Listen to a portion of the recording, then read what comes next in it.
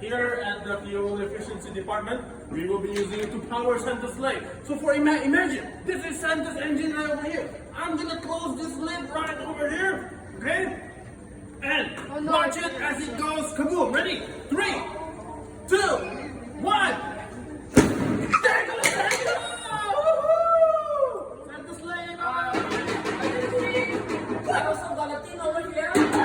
See, mine is gold color, yours is silver.